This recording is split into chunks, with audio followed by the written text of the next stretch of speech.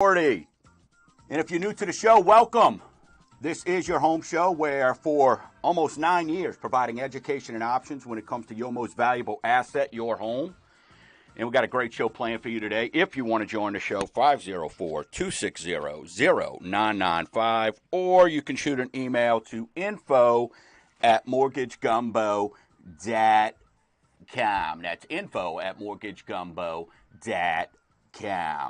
Bring in co-host James Parker, who excited, look, in the flesh today. So you won't hear his crowd, his entourage is out getting some beignets and coffee right now. So yeah, there they are. We knew they'd be around.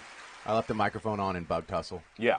Thank you. Appreciate that. And so Parker, what brings you to back home, man? Well, family visit. Okay. You know, I lived here for 16 years, married a girl here, and we had 4 kids here, and I'm related to about 1 million people here out of the 1.4 million people in this metroplex. Yeah. I think about 1 million of them could show up at a family reunion and not surprise me.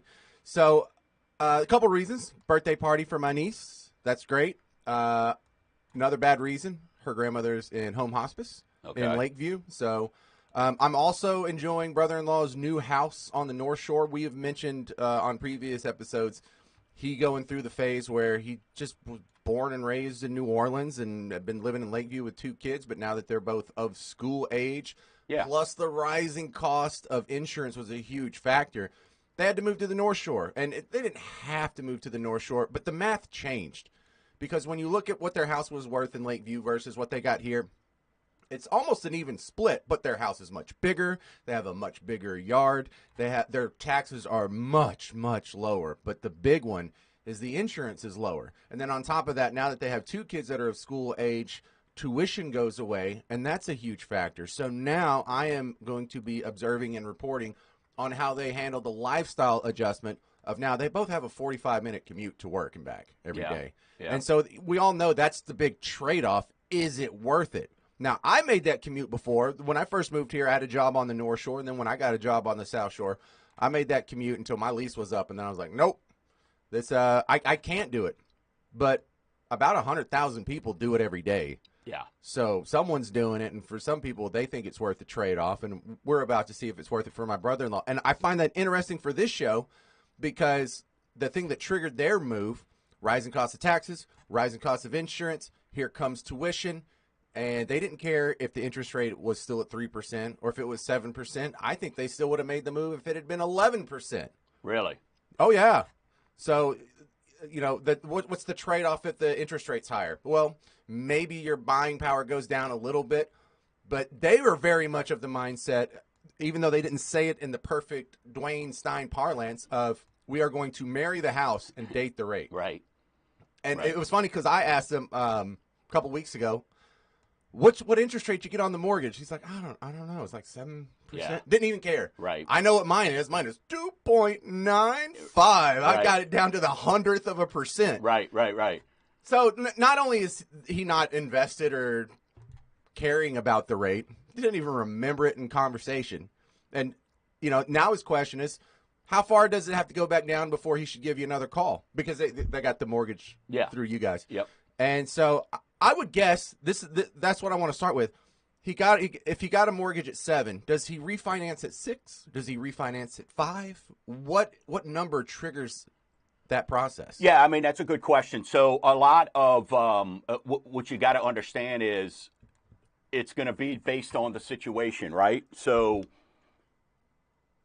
a lot of mortgages right now maybe have private mortgage insurance on them, so maybe we'll get off of that. But it's going to really depend if somebody knows this is going to be their forever home or not, and look at all the factors. So, you know, what we look at is, all right, where are you going to be 5 years from now? Because somebody could call them today and go, hey, we can get you down to 6%, but then are you going to go pay 3 points for it, right? So you want to make sure that it makes financial sense to not do that right away. So, you know, you want to get in a home, get established, get everything going, and then kind of from there, you sort of take it to that next level of, all right, hey, here's what we're going to do now, and start looking at it. Because And what I tell people all the time when it comes to refinancing, because they're, if you can't save 1% or if you can't save 2%, man, those days are long gone. Now it's all about, what kind of money are we going to put in your pocket? What are we going to, I showed somebody this week, hey, the rate where they're at now, when the rate goes down 0.5%, they're going to save by getting rid of the PMI and 0.5%, it's going to be $300 a month. So why are they going to sit back and wait, right? So there's a lot going on. So it's on a as needed basis, and everybody's different there. But don't get caught up in something where people go, oh, it's this amount, it's got to be this, right? Because it's misleading, and because everybody's different, right? So you just want to make sure that you're not being sold something based on. There's no norms. When it comes to your finances, you don't care what's going on with anybody else, right? You care about your situation, and that's what we want to make sure that we're looking at across the board.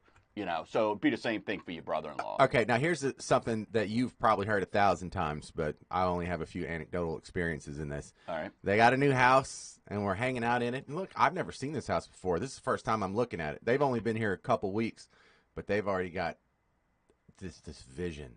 We're going to expand the back patio out, and so it'll cover the back of the garage. And then we're going to build a pergola from that little roof over to this roof, and so it'll be shaded because and the sun's in the west in the evening, it just hit you right in the face. And we're going to get some drop down shades. And so they're already coming up with these remodels and additions to put onto it. And so, what does that look like if they want to roll that into their mortgage? Like, how far away does they have to have a certain amount of equity? Yeah, you're going to have equity. Nowadays, lending-wise, you can't go above 80%. And that's even on a lot of HELOCs. HELOCs used to go to 90, 95%. Now, everything's at pretty much 80, maybe 85%. We've got a program that we can go to 90. But when you're looking at it, it's just really, it's 80%. So you got to figure out from that loan part, where's it come into play, right? I mean, so you could want to do all those things, but you got to make sure the house is in a position to be able to do that for you also. So, you got to kind of just pace yourself. You look at it, you go, hey, is this a good situation? Is there now time to do that? Then sure. So just to make the math pretty, it's not a $500,000 house, but if it was a $500,000 loan, they would have to get down to $400,000 before they could clock that? Yes. Okay. Yeah. But, and then you'd be able to borrow zero, right? Because you still would be only at 80%. Oh. You know what I'm saying? So no, I don't know. Yeah. So if you've got a $500,000 house, 20% of that, 20% you're looking at is $100,000. Yeah. So you're down to $400,000. Well, all right. If your balance is, depending on what your balance is, right? So if your balance is $300,000, then you've got $100,000 in equity that we can lend you. Okay. So it drops from $500,000 of what it's worth down to what's lendable equity, right? Which is that $400,000. And that's where it starts. That's right. That's where it starts. So anything below that, and that's a feel good thing too, right? Because then you can go borrow and you still got 20% equity, right? So if the bottom drops out, which is never going to happen, right? But when these naysayers and the crash and all that, then you're sitting in a good spot. So what I'm thinking about it this way: what if they buy it at $400,000? And then over 5, maybe 8, 10 years, it appreciates to $500,000, and they've paid it down to $300,000. That's same thing, because you're gonna get a appraisal because I'm gonna need to know how much I can lend them. So I'm going to give them based on the $500,000. Now the good thing on that is it's equity that built in. They didn't come in and put down. I tell people that all the time, and especially right now in the world that we're in. That's why we say cash is king. Hold on to your money. We know your house is going to appreciate. And if you've got it, then that's fine, right? But we don't want to put money into something right now at 7.5%, 6.5%, right? Let's hold on to that money, especially you could get that money in return right now in CDs, whatever, right? Just so you want to hold on to that, and that's where the cash is king factor kind of comes into play and what we sort of look at there. They're trying to sell their previous house that's in Lakeview. It's a little cottage. I think they might have it priced a little high, but hey, I can't blame them for shooting for the stars. Well, but if you are, here's the reality I'm going to tell you. If you are shooting for the stars, then you can sort of, if it's sitting, because we've talked about it, you're asking too much. It's that simple, right? Because prices are moving, man. Prices are moving. So here's their comeback. We're thinking about renting it anyway. Well, that's huge. So if they can rent it, then Yahtzee. Then let them be able to rent it out. A lot of people are doing that these days, man. A lot of people are looking at, hey, how can we rent this, or how can we keep this house? Be it we want to move, maybe downsize or maybe upsize, but hold on to this house. We do it all the time. And what most people don't do, and we had that happen this week, people don't understand that you can do that. And the beautiful thing is you don't have to show rent for 2 years, right? So we could show them if they want to move, they can move today. We can make that house payment that they've got right now. If you're listening, we can make that go away. And that way you can use that as a rental property. Because I get it. You got 2.5%, 3%. You want to use that as an investment property?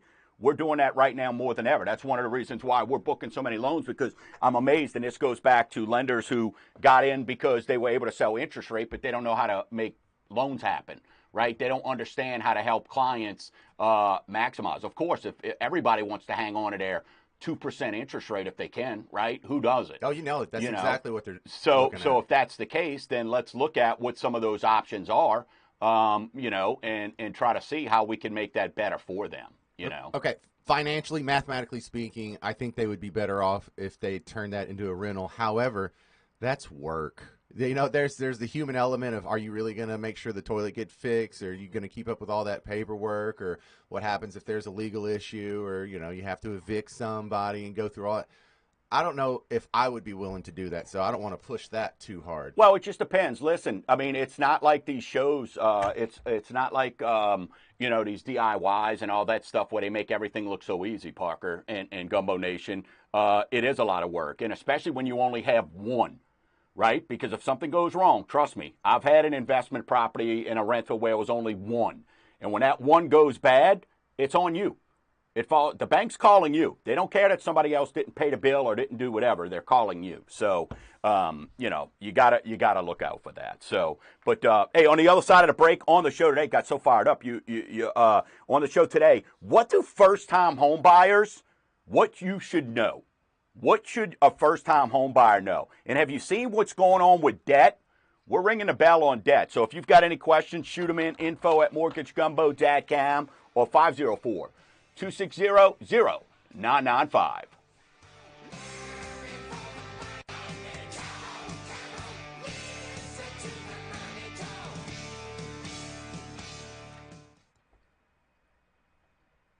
Hey, come see if you could get this. I don't know why this is not, or I'm about to just change out that camera. You see how yours is fake? Like it's not, you see how clear mine is? Mm-hmm. And I can't get yours. I mean, people know we're really not sitting in an aquarium, right? But at the same time, I'm just trying to... Oh, there's a fuzz. Wait, what? You? You're not in an aquarium? No, can you believe that? But I don't know which one of these... My whole life is a lie. Yeah.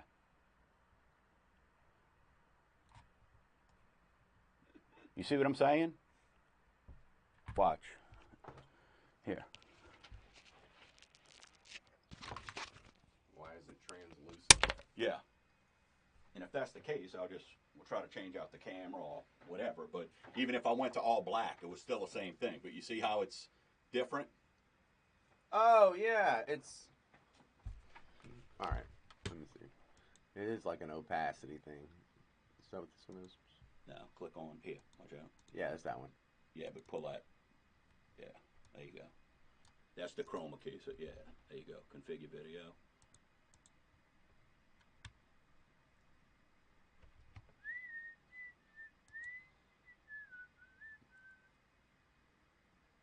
Come on, listen to the money talk.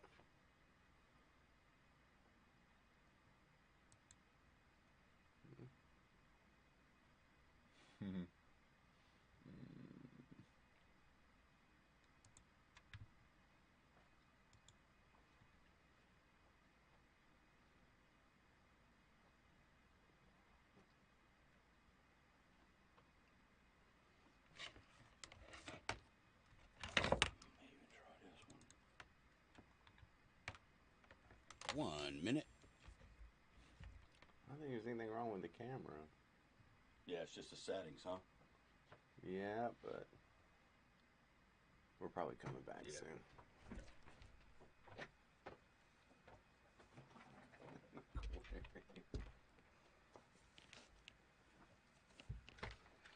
You're a nut. Listen to the money talk. Come on, come on.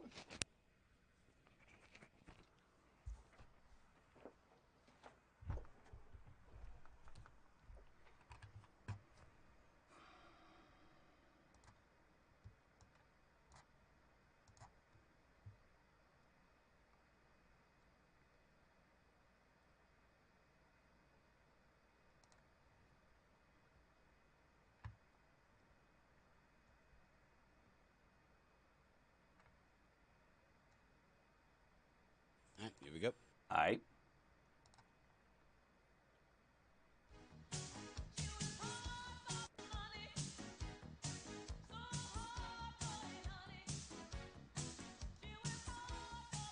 Welcome back. You're listening to Mortgage Gumbo with Dwayne Steiner right here on iHeartRadio. Hey, if you want to join the show, 504-260-0995, or you can shoot an email to info@mortgagegumbo.com. So, hey, lots going on. School's back in session. School's back in session, Parker, for you in Texas? Wednesday. Wednesday, okay. So fun there, right? So excited. Gavin started his senior year this year, so pretty fired up about that, man. Excited, blah, blah, blah. So, time flies. That's all I could say. Me and Dave were talking about before.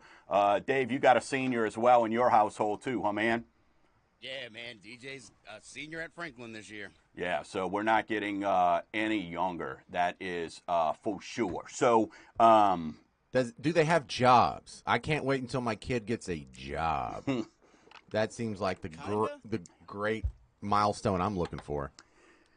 yeah, I mean, look, I think for my son who's doing all the sports stuff, very hard to hold down a job. But with that being said, he knows, hey, if you don't play sports, you're going to work. Has he shown any interest in Dad's line of work? Yeah, he says he would love to bring to the Gumbo Nation a cup of gumbo. He's thinking a cup of gumbo, a little smaller size. Well, that's how it starts. That's how it starts. Yeah, you start with a little appetizer and go from there. So then you have one of them big tailgating boiling pots. Yeah. Then you get the vat and go from there. So, but we shall see, man. We shall see. Who knows? But still to come on the show. What first-time home buyers? Hey, what you guys need to know, right? Share this with them. What do first-time home buyers need to know? Also, we're going to be talking about, hey, if you've got any questions. But, James, let's get into a little bit of debt. Let's talk a little bit about debt. You've got some numbers, and, I know you saw we went over, and for those on streaming, I'm bailing on you. I'm trying to make James pretty, but it is what it is. So, thanks. So, listen, when it comes to debt, this week we went over $1 trillion in credit card debt. $1 trillion. That's a big number. Well, don't get too concerned when the amount of debt goes up, because the total household debt is $17 trillion. And the concern is that credit card debt is now over $1 trillion of that. So it's 1/17 of the total debt. But there's good and bad debt. Oh, household absolutely. debt's good. What's the household debt number? Would you say it is? 17.06 trillion. Yeah. So yeah, it's 17 trillion. Yeah.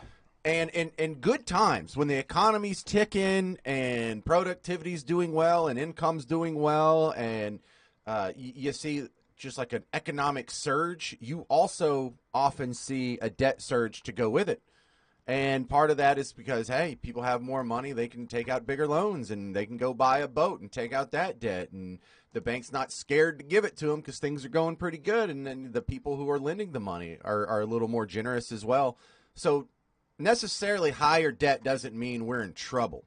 Okay. The concern is that this $1 trillion of debt is now averaging, 23% interest? And it's unsecured, and it revolves, and that is a lot deeper mud to walk through then, a big chunk of that 17 trillion is people like me with a 3% mortgage rate who just bought a house a couple years ago. And so it's a huge amount of debt, but it's on a very thin interest rate. You don't want the huge amount of debt to be in the super thick interest rate, and then you got to walk through that.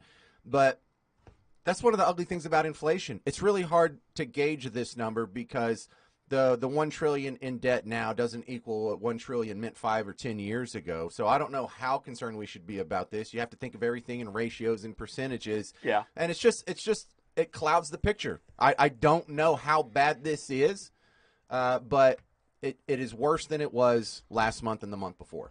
All right, so here's my question. What is the delinquency? Does it talk about that on there? So delinquencies, auto loan balances. Where's the delinquencies? At the top? Credit card delinquencies are at an 11-year high. I don't know what the number is, but it just says 11-year high as measured by the 4-quarter average. Right. So that's bad, and I like to say 11-year high. What was happening 11 years ago? 2012. Oh, yeah, there was a little crunch in 2012. I remember that was the first time I bought a house. And 11-year high, this is the kind of ratios you do look at, because if you don't know what that $1 trillion means, you can look at the credit card delinquencies and say, okay, I don't know if this is how historically bad it is. I just know it hadn't been this bad for the last 11 years. Well, so what that tells me is this. Here's a little bit of where I start getting nervous is when I start looking at this, my nerves come into play because I start worrying about this is going 11 years highs, and let's face it, this is all coming because, so you add $1 trillion in credit card debt, at what you're saying now, the interest rates are going up, right? Now you start hitting 11-year highs on delinquency. Something's going to have to give, right? I don't know if it says anything on there on auto. Does it have autos? I'm assuming auto debt's got to be at all-time highs with the price of cars. Auto loan balances continue their long-term increase, rising by $20 billion to $1.58 trillion in the second quarter. Originations rose about 11%, which is more of a reflection in the rise in car prices and people running out to get a car more so than they were a quarter ago. Yeah, so the big thing there is we've got debt coming. It's kind of what I am looking at, and that to me is a little bit of the delinquency factor. Man, is just a concern for me. It really is, man. This is inflation catching up with everybody. You know, when we talk about inflation's bad, and when we printed an extra $6 trillion during COVID, people were saying that's bad, but you don't know immediately. It's not like you get punched in the face or when you step on a rake. This is going to be a slow, long beating over the next however many years it takes for us to get the budget back under control. And we're not doing it now. Neither party seems to be concerned about it, so you might just want to plan accordingly for just to step on a rate constantly until they can get this under control. Yeah, well, and listen, here's what I can tell you. People are starting to feel it. Refinances, while they're nowhere near what they used to be, I'm starting to get more of those applications, starting to get a lot of phone calls about, hey, Dwayne, do you do HELOCs? What's your thoughts? I know you've always said it's the devil, this, that, and the other. Listen, it's everybody's a certain situation that we look at, right? I mean, we offer a great AI-based HELOC, right, where 5-minute approval, you get your money in 5 days. And it's fixed rate. You get to choose your own rate, all that. So it's amazing. With that being said, there's some people that we've got to do a total refinance on and take them off of that 3-4% interest rate because the credit card debt has gotten so bad that the saving the $1,500 a month way outweighs anything that you're looking at doing for them trying to keep that 3% interest rate, but then all this other debt, those auto loans. We try not to pay out auto loans with a refinance because we don't want to chase something that's with a 5-year term or a 6-year term or a 7-year term and put it on 30 years, right? I mean, and of course, any so if somebody's trying to sell you that, that's probably not a good thing, right? Because we understand that. But let's get rid of that revolving debt. Let's at least consider it. Let's have that conversation because those are the things that right now probably is something that you want to be looking at to see what options there are for you. Explain me this next part then. Student loan balances declined by $35 billion to $1.57 trillion in the second quarter. No clue on that. Makes no sense to me how it would Did decline. they? Are we even paying those back yet? No. So I don't know. I don't know how that. I don't know. I mean, did they dump 35? How much? $35 billion. It went down Billion? $35 billion. I don't get that number at all. Makes zero sense to me at all. So whatever there. Yeah, right. You know what I'm saying? Whatever. Well, yeah, whatever. So and listen, we get it. We've been talking about the home buying. Now look, I've got tons of folks under contract right now. I think we're starting to see people understanding that marry the house, date the rate, as you were alluding to earlier, right? And getting the facts of understanding that home values are still going up. And I posted something this week. If you follow me on social media, we posted some different things. And then, the fact of the matter is home prices are still elevating. And we don't have a problem with buyers. It's an inventory issue, right? So if a house is there, 60 straight days we've moved out. 18 days on average, houses are coming off the market. So that just lets you know if you're pricing them right. So make sure you're aware of that. And if you're not sure, hey, maybe I have to sell my home. Those 4Ds, right? Divorce, debt, death, or distance, relo. Working with some folks right now that are moving in from Texas, right? Being relocated, so have to sell their house. Listen, we can help you with that. We can help you sell your home. That's not a problem. We do that. So get with us, and we can definitely help you in that market for sure. So, hey, on the other side of the break, we'll get into rate watches. We'll let you know what rates are doing right now. Inflation came in, so should have been a great thing for rates, but rates just, bonds, everything, all this talk about what stock market's going to do, all this, it's just crazy right now. So we'll talk about that. We got Rate Watch on the other side of the break, and then what first-time home buyers should know. You're listening to Mortgage Gumbo with Dwayne Stein right here on iHeartRadio, 504-260-0995.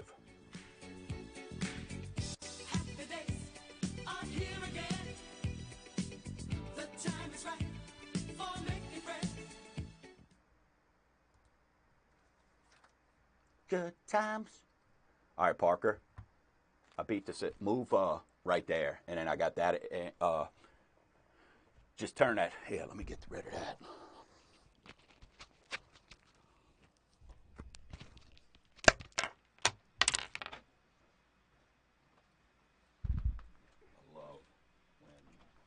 I love when things don't do what they're supposed to. Fires me up.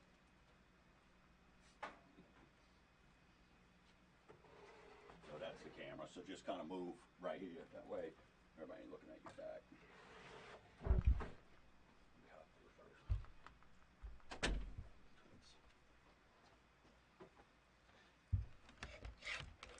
Good times.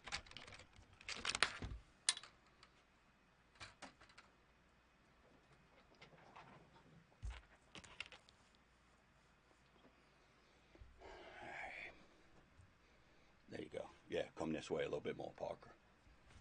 You like that kolache, dude? Hell yeah. Beats that pineapple you're trying to bring in here. Mm-hmm. That's not what my wife says. Teach you to be healthy.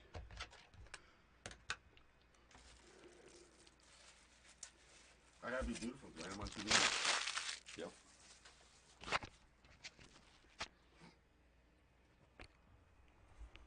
Good times.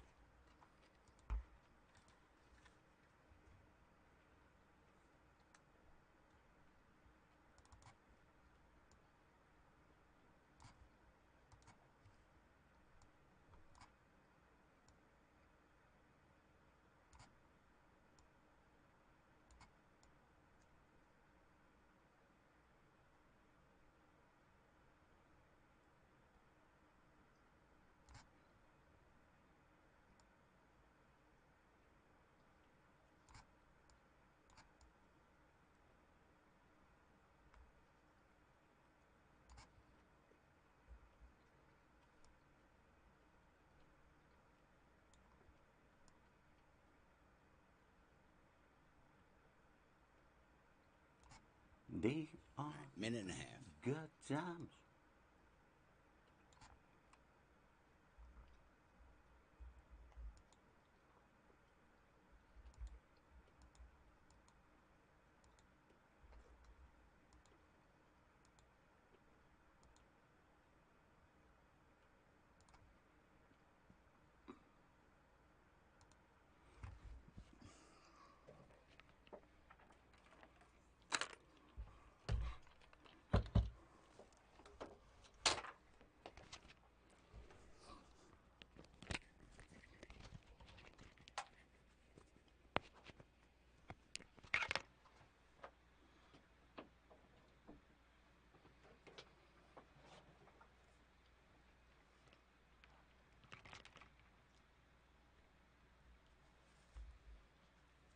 those questions when we get back, Parker. What does it say?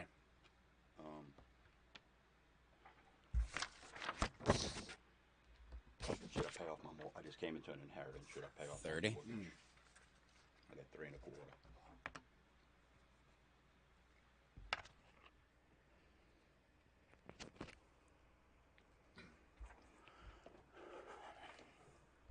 I like that one.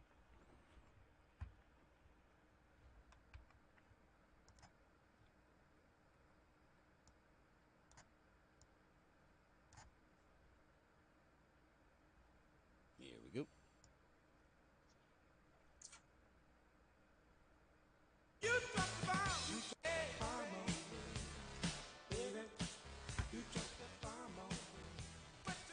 Welcome back. You're listening to Mortgage Gumbo with Dwayne Steiner right here on iHeartRadio, 504-260-0995. If you want to join the show, 504-260-0995, or shoot an email to info@mortgagegumbo.com. Still to come, what should first-time home buyers, what do first-time home buyers, what you should know? We're going to discuss that. So, Parker, I know we get questions during the week from time to time, so I know you've got... I've culled 2 from the social media. All right, what you got? This is from the comment section on YouTube. It says, Dwayne, I just came into some money from an inheritance. I have a 3.25% rate. What are your thoughts on paying my mortgage off? Good question. Get a lot of that.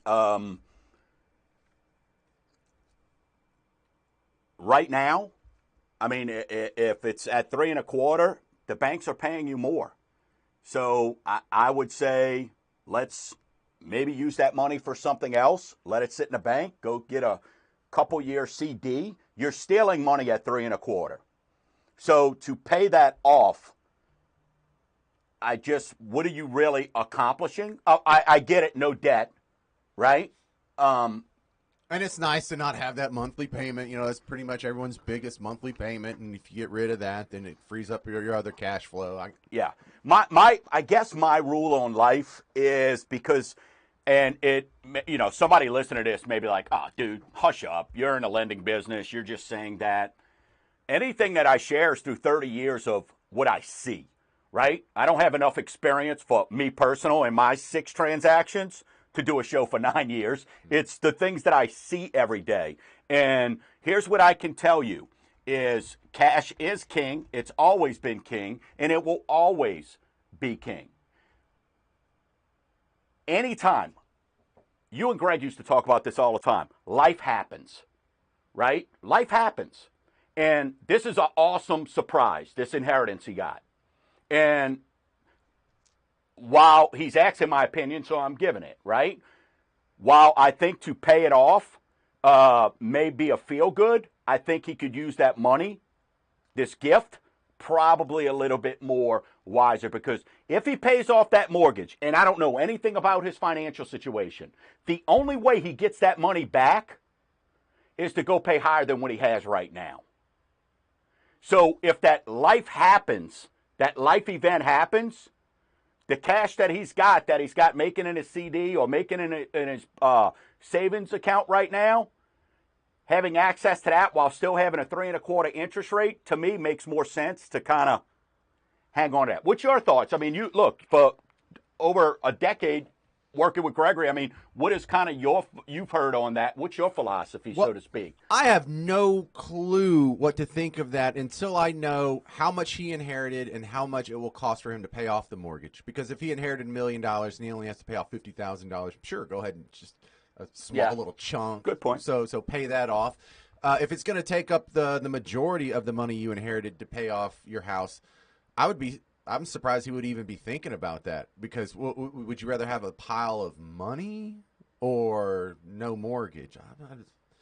I think if you can pay off the mortgage and still have a pile of money, that's the difference. Yeah, I agree. I agree with that. 100%. All right, what's the other one there? Oh, from social media? Yeah. The Dwayne, what are your thoughts on PMI? I hear you saying you don't have to have it even if you have 20% equity. That's right. So you don't. So one of the things people need to understand is, PMI is private mortgage insurance. This is how the banks protect themselves if you don't have 20% equity. That's why I should put it in the question. Yeah. So, with that being said, I do loans where you put down 3% and you could buy out PMI. But that's a whole nother topic. I think what she's asking here is, think about all the loans that are being done, and people like to poo-poo all over PMI. Thank goodness we have PMI. Because if not, you know how many people couldn't get loans? Think about all the FHA loans. I wouldn't have got my first one. All the rural development loans, right? Think about that. You'd have 20% down and VA loans. So people need to understand, while there's hate on PMI, probably 80% of homes, I don't know what the figure is, we could probably go find it, is somebody at some point used PMI, right? Now think about that. You'd had PMI. You were able to make a great business move. Now you move into this next house. And then if ever again, that's the whole point. So when it comes to PMI, you got to look at, I get nobody wants it, but I had somebody this week ask me, hey, instead of putting 10% down, I know you told me right now you recommend putting down less and having a PMI because it's going to be for a year to 18 months tops, right, with the rates. Within a year, we're going to refinance. I said, correct. But why? So should I put the 20 to avoid that? Well, the 20% down for this person was the other 10% was another $40,000. So the $60 he's going to be paying a month, dude, hold on to your $40,000. That's the problem. That's where, when you're dealing with folks outside right now who only know how to sell rates, they're telling people, yeah, put that, because it goes back to the first question. You can't get that money back unless you refinance out of it. Right? So then what? Then you're stuck. So my thing is, as far as PMI, let's look at it as, hey, you know what? It's the training wheels on a bike till you don't start at the Tour de France, right? You don't start doing wheelies and jumping and all that. PMI is the training wheels so you can kind of get your mortgage feet underneath you, so to speak, and it's not a bad thing. But utilize it the right way. I'm not saying it. Look, got another person I'm working with. Parents are giving them a gift of 25%. That's what they want to give them to help them out. Let's roll with it. Right? I mean, the parents are giving it to you. Let's roll with it. Well, it's called the starter house for a reason. Well, right. Now, if the parents were going, hey, I'll either give you 25% or give you the cash and you do what you want with it, guess what I'd be telling them? Let's put down 3 to 5%. And hold on to those funds. So is PMI, metaphorically speaking, the training wheels to your bicycle? Yes. Yeah, and that's why I want people to kind of look at it. I mean, just understand that it's not a bad thing. Is it cool? Maybe not, but does it help you to get where you need to go? Does it affect you from accomplishing what you need to? No. So use it to your benefit, and then when it's time to not have it, then you get rid of it. Do most first-time home buyers have to deal with that? Yeah. I mean, I know I did. Absolutely. Sure. Yeah, absolutely. So, yeah, I mean, you're going to have that. So, and again, we'll try and find out the percentage of, see if you could Google that, Parker, like what percentage of mortgages have PMI, right? Because, I mean, at the end of the day, let's just remember, without it, not everybody could be putting 20% down. The average down payment now is like 5 to 6%. So what is that telling you? People are understanding that, and the thing we've been preaching for almost 9 years here is cash is king. Cash is king.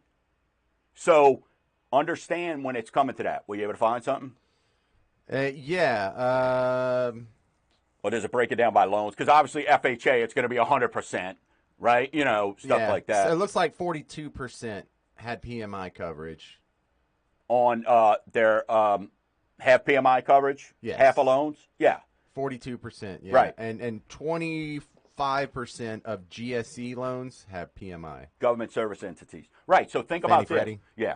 So think about this. So 42%. And that's still after everybody selling their house, making a buttload, and dumping that. Now, do I say do that? Sure. Like you did. You sold, you made your money.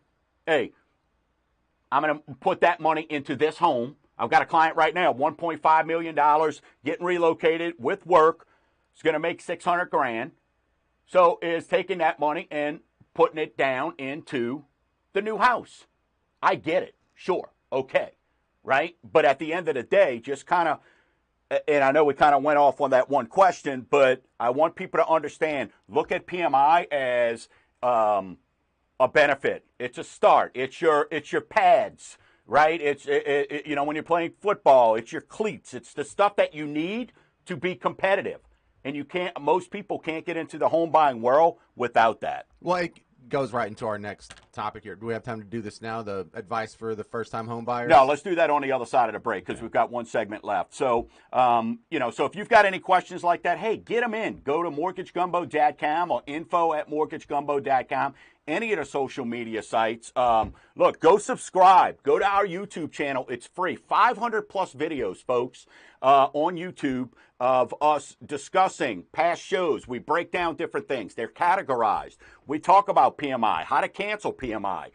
Those are the things that we've got. Plus, excited next week, going to have Total Home Authority member and president of Florida Law and Title in studio. So any questions that you might have in regards to title, estate planning, he's going to be talking about wills as well. So any questions with that, make sure you tune in next week as Jeff Leshershare, president of Florida Law and Title Total Home Authority member, is going to be in studio. So good stuff there. And, of course, the home away from the show is mortgagegumbo.com. All right, folks, you're listening to Mortgage Gumbo with Dwayne Stein right here on iHeartRadio, 504-260-0995. I'm going to make the video vortex.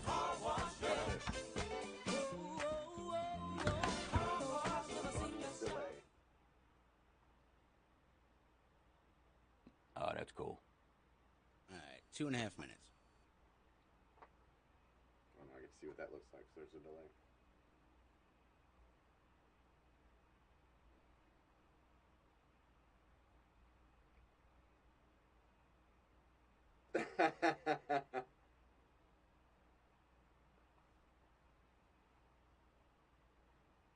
Absolute children.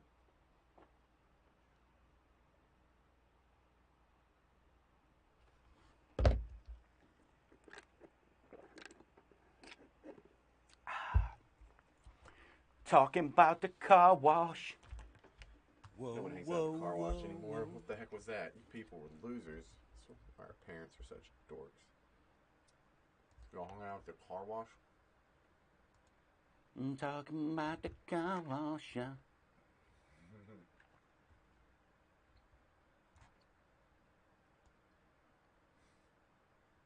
The closed caption is have you singing car wash.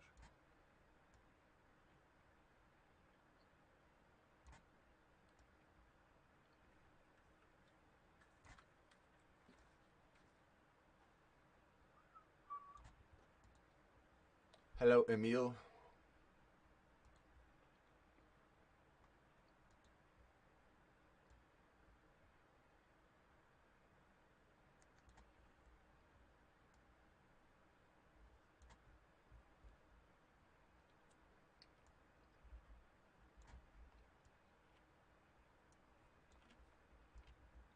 We talking about the car wash.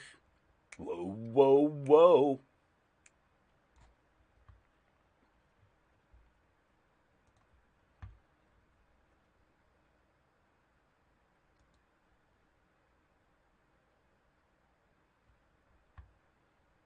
Whoa, whoa, whoa.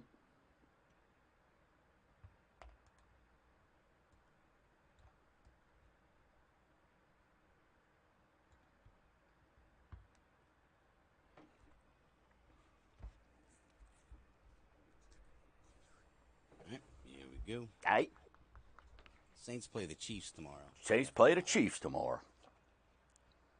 Good call. That's right. That might have to get back into our rotation. New Orleans Saints versus the Chiefs tomorrow at noon in the Dome. I'm a Saints season ticket holder. You going? I don't know yet, man. Right, exactly. I'm so enthusiastic, sort of. Well, it's preseason, man. It doesn't count. And I can kind of watch them. But I can tell you this. I am probably more excited this year than I've been since Drew Brees has retired. And not that I wasn't, Jameis, all that. But I think I feel better with Derek Carr. I think he's a winner. I think he's a guy that when you compare the numbers and you look at his numbers, first 9-10 years versus Drew Brees, man, they're pretty similar. And we all know Derek Carr, he's had to overcome a lot more with the coaching and have the Sean Payton and all that kind of stuff. So, well, Derek Carr has done it with just so little help. Correct. That's what I'm saying. Yeah. So look, New Orleans, we're gonna absolutely welcome him, no doubt. We love a winner. Heck, we love a loser. Let's face it. But as long as you're good to us and you're good to our community, then we'll support you in absolutely every measure known to man. That is for sure. So, with that being said, first-time home buyers, listen, there's a lot out there. It's confusing. It's intimidating. And we're going to talk a little bit about that because you got to get it right. When you're a first-time home buyer, we've got to help make sure that you get that right. If you've been through the process before, it changes. It changes all the time. But for you, if you're a first-time home buyer, it's important. So what I wanted to kind of put together is just some things that I think you should know. Just some tidbits, right? Everybody likes lists. So let's start with number one here is get educated. And what I mean by that, Gumbo Nation and James, is find trusted resources, preferably local, right? Find those trusted real estates. And the reason I say local is, you talked about it earlier, talking about your brother-in-law, right? Real estate is local. South Shore to North Shore, Louisiana to Mississippi, Mandeville, Covington, Hammond, Livingston, right? All these things, it's local. And what I mean by that is what programs are available. You may want to live in Metairie, but you can't get rural development there, which is 100% financing. Yet if you live in St. Bernard or still in Jefferson Parish, but not in Metairie, maybe you go to the West Bank, now rural development. So get yourself educated. That is tremendous. And insurances. Hey, are you in an insurance? Flood zones, right? Where do you think? Are kids maybe? Are you buying? One of the big things, schooling. That's one of schooling and daycare is one of the big things, like you said, for your brother-in-law moving over here. So when you look at that, get yourself educated, but you got to just make sure that it's a trusted resource, folks. And of course, I want to pat and look. We know the Gumbo Nation's growing and all the listeners and all that. That's why we do everything we do is free. You've got there's no reason not to go find information, James, and find that stuff out. You're not going to get charged for answering the call. There's not even a process by which you could be charged for calling or asking some of these basic questions. Or even the people who left the comments on YouTube and Facebook earlier. You got your questions answered. What are we sending them a bill? No. They have a toll tag? No, absolutely not. Right. So make sure, just get educated. Number 2, take your parents' advice. But know that times have changed. I trust my mom and dad. I go to them for advice on just parenting stuff, things they've been there, right? Like I told my son, I can tell you how to run a business. I can, a mortgage business, but I can't tell you how to run a car wash business, right? So you go to people that are experts in that. So we all love our moms and dads. Well, I also like the rhetorical trick you use there. Whenever you use the word but in a compound sentence like that, it just disregards the first half of the sentence. Well, but let me tell you the why, okay? Depending on your age of parents or grandparents, the old drunken uncle we like to, talk about, what you're looking at here is, while parents are an amazing resource, the 20% down we talked about earlier to avoid PMI, right? Oh, you got to put down this money, Now, parents right now are giving great advice because they when I was doing loans, it was 15 to 20% interest rates. So I hear that a lot. But then I've got to explain, the same person that told you that's right, it is smart, and home ownership, there's nothing better. don't listen to them necessarily when it comes to the 20% down, right? So making sure, hey, get that good advice, get educated, and rely on those resources that you've got, but find out what makes sense for you. Well, there's also the fact that your parents could be 100% correct for when they bought a house 11 years ago, but Sarbanes-Oxley and Dodd-Frank and all kinds of dumb things have happened then, and now we have like good faith estimates. It used to be a thing, but they're not now.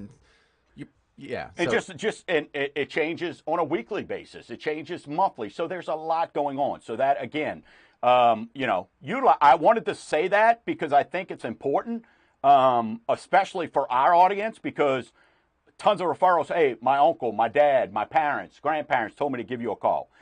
I guess the number 3, if you're keeping a list and you're writing this down, is as a first-time home buyer, plan to be competitive with your offer. A lot of first-time home buyers think they're going to come in and, hey, I'm going to offer well below. And look, we've been chatting about higher interest rates for a while now, right? And the lack of inventory.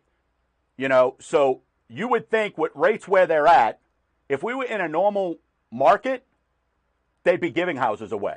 It'd be buy 2 on this block, get 1 free. But because of the lack of inventory, the seller still has an advantage. Right now, James, every single loan this month that we've got so far on contracts, every single one, all right, and it's 15 plus purchases that we're doing this month, the appraisal has come back for $10,000 or more. And so where's all these folks? The crash is coming. That's what we were seeing in 20 and 21. The appraisals are coming back. So what that means is the agent's listing it for the right price. It's going under contract. But by the time the appraisal and everything like that gets in and that new data hits the courthouses and all that stuff comes in and you get the new comp sales, the values are up 10, 20 grand. We had 150,000. That's wild. And that is what we were seeing in 20 and 21. And it's so my point of bringing this is you've got to be competitive. And this goes to the seller. List your house the right way also.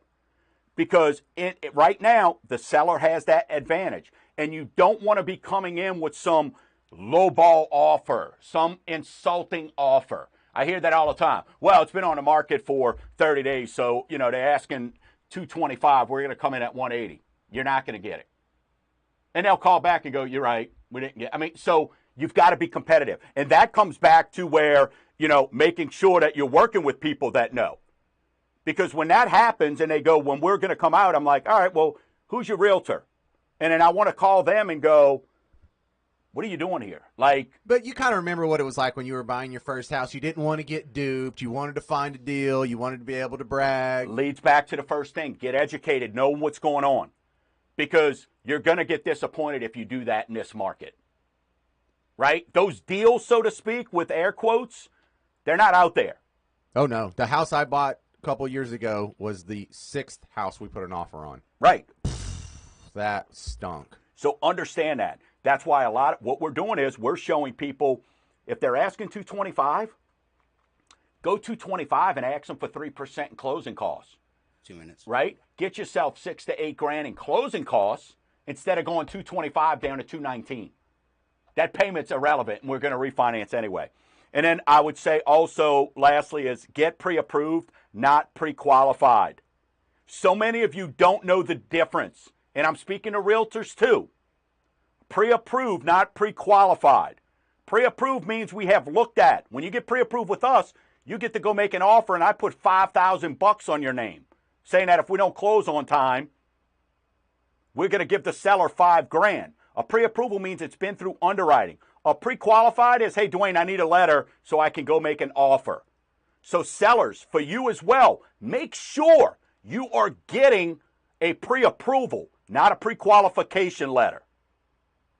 So that is, I get it. Listen, that is probably the most important thing is getting that pre-approval. And look, I guess it's a sidebar here. 1 minute. Face those fears, right? I can't afford it. My credit, no money for down payment.